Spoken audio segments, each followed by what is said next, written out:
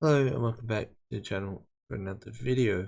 Acerthorn is a gaming content creator. He may not have a large audience, but he has a large issue in regards to copyright. There's a list of people Acerthorn has abused copyright towards or has tried to. Using this list posted to Twitter by SidAlpha, I'll be going through what I can find about the situations. I'm also aware by making this video that I could be added to that list. Mitosis is a gaming content creator who one day live streamed on YouTube where he criticized Acerthorn. Acerthorn took to the forum YT Talk to talk about it, saying this: "Any gaming podcast I can join or that we can create?" September 20, 2021. I am Acerthorn. My YouTube channel is the same. I'd like to start doing podcasts, but I need debate partners. I do insist on civility in discussions though. A few days ago, a channel called Mitosis reviewed a couple of my retrospective videos on Morrowind and Fallout New Vegas, and these two live streams basically amounted to a combined 19.5 hours of cussing me out and providing little if any substantive discussion with me. At one point I tried to engage with them directly, but they eventually cut me off after refusing to give me a straight answer to my question. I'd like to do a regular podcast where it's a bit more of a level playing field. We should respect each other's opinions, and I would be a co-star rather than a guest. That includes an entitlement to equal cut of the ad and super chat revenue. Any takers? Mitosis went on to create a video in November of last year called Acerthorn's Correction Conundrum. In this video, he mentions the aforementioned livestream and addresses it, along with criticizing Ace's content and, as the title suggests, talking about Ace's correction series of videos. After this, Acer published the video Mitosis is a toxic, lying sack of shit, which doesn't really take any of the previous video into consideration and more talks about the previously mentioned livestream and how he was unhappy with the behavior of Mitosis in an instance of the livestream, which honestly I wouldn't be happy if someone said that I was the reason they have warnings on Bleach either. But the way this video comes across isn't the way to do it in my opinion. I don't know exactly the history of the interactions outside of those videos, to be honest. Sid's list also states that Acer tried but failed to take down one of his videos. Couldn't find what that video in question was, but I would assume it was one of the two mentioned. Echo made a video entitled The Problems with Acerthorn, which was taken down. Echo claims that it was falsely taken down, as it has been removed. I can't view the video, therefore do not know of its contents. Acer has also gone on to claim that Echo has doxed him, and from a screenshot of a comment that Echo posted, I would assume the alleged doxing happened in the video, although the video was not removed for a privacy violation, so it wasn't claimed for that. This is where it gets a bit messy, and due to the video not existing, this is merely based on what I can find at the time of recording, and may not be entirely accurate. Searching through Echo's Twitter, they posted a comment which says this: "The video was fair use even with clean hands. I was unaware of the thread where the video was made, and I was only added after the video was posted. You've abused the system way too much, so please Acerthorn, keep digging that hole. I'm waiting for those legal documents, or is it that you hit your lawsuit quota for your state and have to wait another 3 months? Also, you willingly attach your name to your channel, therefore citing public record is not doxing. Maybe if you actually used that fucking smooth brain of yours to think for 5 seconds, you would realize that you have no grounds for the DMCA takedowns you have issued. Next, get the fuck over yourself. It's the internet. People are gonna say mean shit, because no one cares about your feelings on here. If you would have just taken the criticism that was leveled at you and improved your shit content, we wouldn't be here." There's two main things I want to go over in this comment. Also, just for transparency, Acerthorn commented back saying Echo was doxing him in the comment section. Reading through the comments of that video, it seems that the comments that Acer referred to no longer exist or weren't there to start with. Although I have seen the video the comment is on, of which Acer filed a privacy complaint against, of which it does not share any personal information on the screen. Echo claims that the video is fair use and that it being taken down for that is false. Acer's claim is that he basically owns his content, and if others use it without his permission, he can take it down, as far as I know. You could fight about fair use and owning copyright all day, but I think taking down a video that's critical of you isn't a good look. Fair use also falls under the line of commentary, reaction videos, criticism, etc.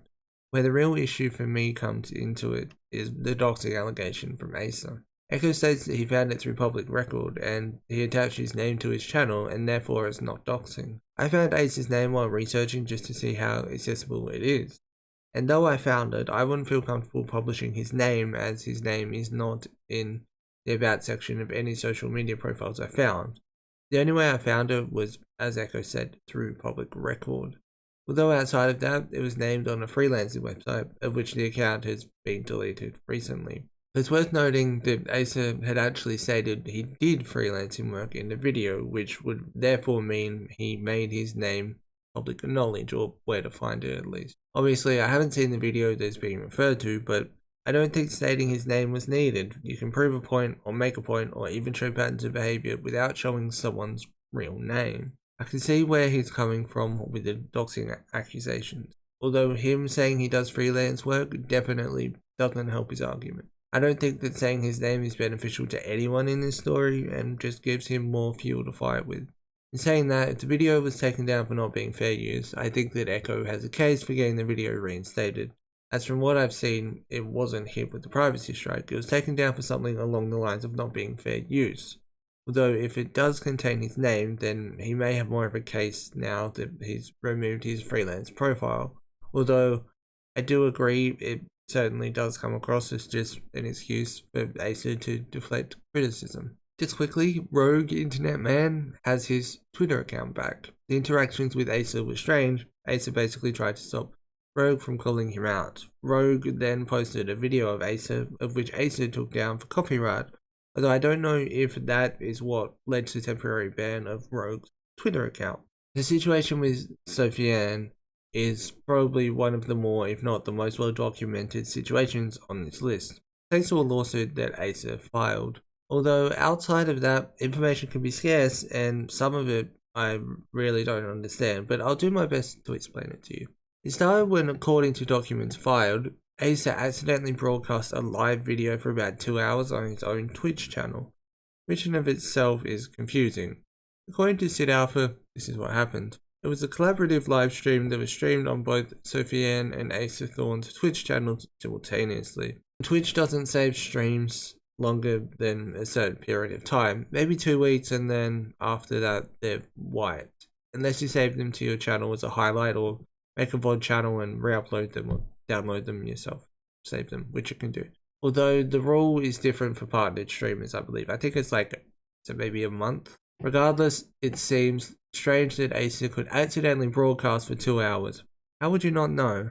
After this, Acer put the stream behind a paywall. There's a bit more detail in the document, but it's confusing, as it says, unbeknownst to Acer, people who followed his Twitch channel could watch him in his daily activities. At one point, the live video included strange sounds that the plaintiff did not recognize. Also, the legal document does not say Acer. I just thought I'd change that to Acer because it refers to Acer and I thought it'd be confusing without it. Also, according to the document, in mid last year, Sofiane began to harass Acer by posting personal information about Acer on YouTube and Twitch, and did things that heavily slowed down the growth of Acer's fan base. The next month, in May, Sof posted a parody that included, according to the document, 43 seconds of Acer's content in the full 50-second clip posted by Sof. This was taken down by Acer because, according to him, it was obtained illegally through third-party software from Acer's Twitch channel, which is also behind a paywall. The VODs are at least where the footage allegedly comes from.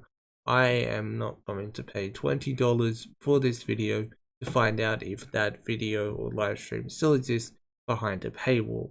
I'm reading to you what the document says, but I also want it known that just because I haven't stopped to say anything doesn't mean I don't think that this isn't absolutely insane.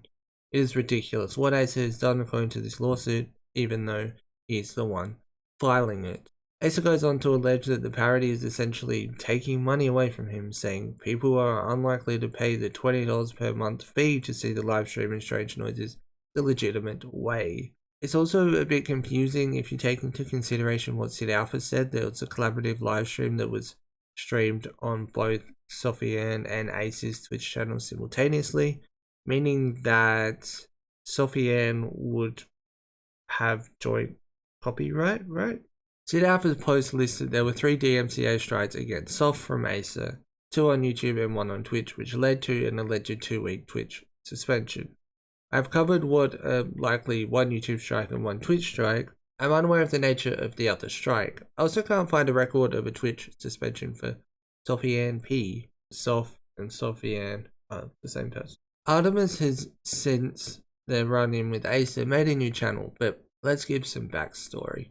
Once again, the videos that have been removed do not exist to my knowledge, or at least I've not been able to find them as of writing them. Artemis shared that around January 15 they had a conversation with Acer on Discord. 5 days later, on the 20th, they shared a screenshot of an email they got saying their channel has been disabled due to copyright, with 3 videos being taken down by Acerthorn. Artemis also posted a section of the messages that imply they weren't going to counter the strikes because they didn't want to give Acer their information, and seemingly in turn just made a new channel. From what I've seen, it seems like another case of Acer not being happy with people using his content, even if it falls under fair use, and just striking it down because it can. I've honestly never seen someone so copyright strike happy. I think there's a fear that if personal information is given to Acer through countering copyright related issues, that people's personal information that they legally have to input to counter the claim will be used against them by Acer, potentially maliciously. Enclave Emily, who also goes by the name Freak, is the next creator on the list. SidAlpha's list states 3 DMCA strikes, 1 successful, 1 redacted, and 1 nullified. Cannot find any record of what the taken down video is or was, but there are 4 videos across Emily's 2 channels about Acer, and as of writing this, the video that Acerthorn took down of Emily's was, to my knowledge, entitled The Exposathorn Saga Acerthorn the DMCA Abuser. Although this was not tweeted from Enclave Emily themselves, the title is very similar to a re-upload from Emily, and the aforementioned video has in fact been taken down by Acer. And I know that I said earlier in this paragraph that I couldn't find any record of what the taken down video is or was, and then I say that it was potentially the Exposathorn Saga. That's not confirmed, and I just want to state that that's not me contradicting myself. Acerthorn stated in Discord messages to Freak that even if something was shown that was redacted, like personal information, pre the Acerthorn channel, it would take it down for doxing. Emily continues to speak out about Acer. It's also worth noting that a lot of this simply stems from people calling him out for his videos and their inaccuracy or things like that. In a video entitled Acerthorn's Lawsuit Reaction, it has a whole bunch of screenshots from things he has claimed of Emily's and other channels. To finish off this video, I'm going to list some of them. Skippity Dibbity for a live stream, from which the title of the video and what it was claimed for seemed confusing. It seems like it was a debate stream with the 2 of them and maybe it didn't go Ace's way, so he took down Skippity's version of it, or maybe he took it down so he could safely put it behind a paywall, like the thing that happened with the person that I mentioned earlier in the video. I'm not sure though, just a thought and also cannot confirm. Incognito Pelican got a video taken down for using Ace's channel icon in a video. I'm just not surprised at this point. Hopefully this video will survive, and who really knows, but I just thought I'd cover it anyway, and thanks for watching. This is most likely not the end of the Acerthorn saga, but, you know, thought I'd make a concise-ish video. Yeah. There's people, like, who were involved in this that probably have more detailed information, and there's probably other videos, like I think Sid's making a video or whatever, that will probably be more in-depth and stuff, but I thought that, you know, might just be worth making a video. But yeah, anyway, thanks for watching. Have a nice day. Peace.